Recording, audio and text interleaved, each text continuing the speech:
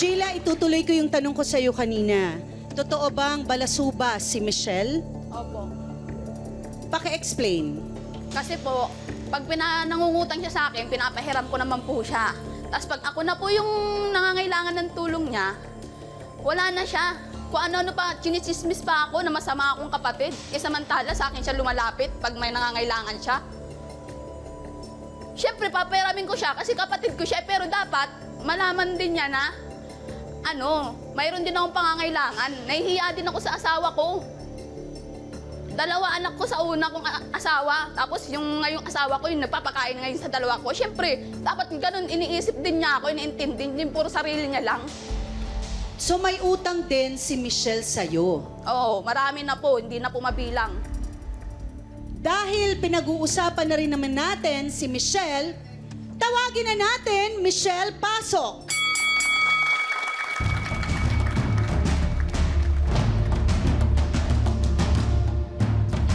Nagkaharap-harap na ang may issue sa 5,000. Kaya tatanungin natin ngayon si Michelle, gaano katotoo na ikaw ay balasubas at ang salitang yon ay nanggaling sa kapatid mong si Sheila.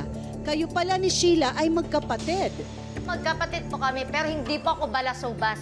Paano yung mga anak niya, inaasa sa akin? May mga anak din ako, pwede ko bang alagaan ang mga anak ko? Pag sa akin ka, lumalapit ka sa akin pag Hoy, humingi ka ng hindi tulong, ako di ba? nagpapabayad sa'yo. Oo, di ka nga nagpapabayad, pero nagkukusa ako nagbibigay sa'yo kasi kapatid kita. Malamang yung mga anak mo, Tapos iniiwan mo yung sa mga akin. anak ko, makikita ko na sa lang, hindi mo man lang mabantayan na maayos. Bakit saan ka Kasi mga pumupunta? kapitbahay. Nagsusugal ka lang. Hoy, excuse me! Hindi ako nagsusugal.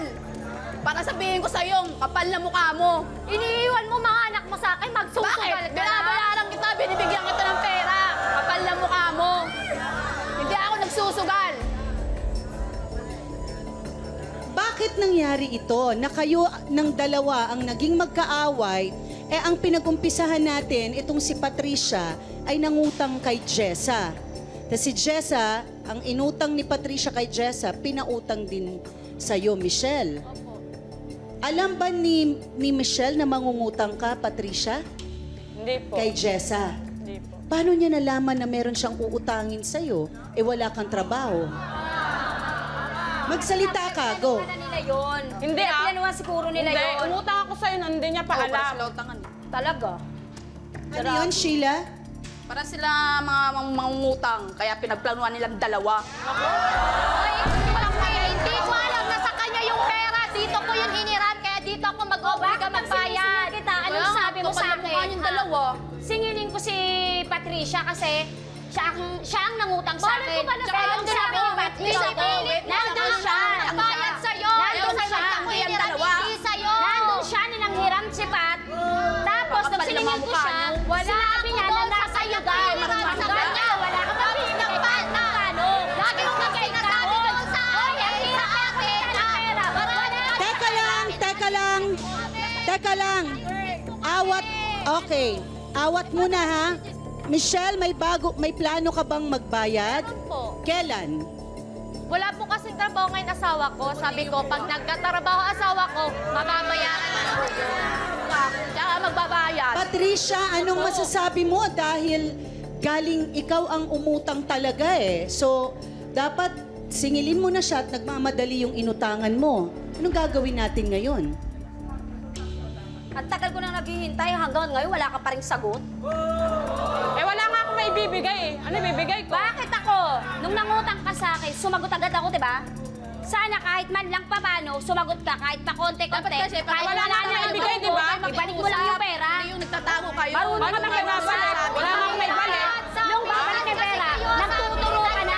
Sana hindi ka na magturo. Pilihan sa'yo. Pinapalihan ka kami.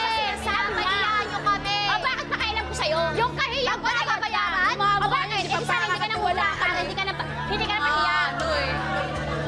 Yung kahiyang ko na babayaran? O alam mo naman pala yun eh. Eh di sana sinabi mo sa kanya kung kailan mo babayaran para alam ko. Sa kanya ko nangutang, kaya sa kanya wala akong pakialam. Eh bakit nagturo ka niya? Eto na, kailangan nating makausap ang isa sa ating mga trio tagapayo. Attorney Lorna Kapunan, sino nga ba ang dapat sumingil kanino? Alam nyo, sa batas, meron tinatawag na kontrata.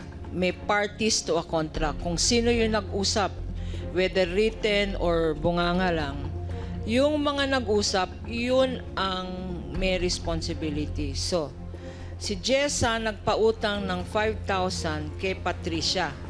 Si Patricia, tinanggap niya. So, ikaw, Patricia, ang dapat magbayad kay Jessa. Okay? Kasi kayo yung nag-usap. Ang tawag dyan, privity of contract. Kung sino yung may partido, yun ang responsible. Ngayon, pinautang mo kay Michelle na hindi naman alam ni Jessa. Walang pakialam doon si Jessa. Kailangan mo pa rin bayaran. So, responsibilidad mo na kumolekta kay Michelle. Michelle naman, ikaw ang humiram kay Patricia. So, kailangan bayaran mo rin si Patricia kasi kayo yung nag-usap. Sa palagay ko, klarong-klaro sa batas kung sinong may utang. Jessa nagpautang kay Patricia, bayaran mo. Patricia nagpautang kay Michelle, bayaran nyo. Yung pinag-uusapan nyo na chismis na lagi naman nagsusuga, lagi naman ganan, wala yon. Utang yan eh. Pag may utang, bayaran. Kung hindi, talagang mag-aaway kayo. Ngayon, ibang question naman yung interest, no? Baka naman, Jessa, pinautang mo na napakalaking interest. Bawal rin yun. Kasi meron tayong usury law. Dapat ang sinisingil mo, hindi 5-6, no? Yung pwede lang sa batas. Kung ang ginawa mo naman, Patricia, ay pinautang mo, kasi ang suspetsya ni Jessa, pinautang mo para makakuha ka rin ng interest galing kay Michelle. Kanya nga nag-aaway-aaway kayo. Magkaibigan kayo at magkapatid pa yung dalawa. Dapat mag-usap na lang kayo. Utang ay utang. Bayaran. Thank you very much, Attorney Lorna. Hanggang saan ang usapang utang na ito? Pag-usapan natin mamaya, magbabalik ang Face to Face!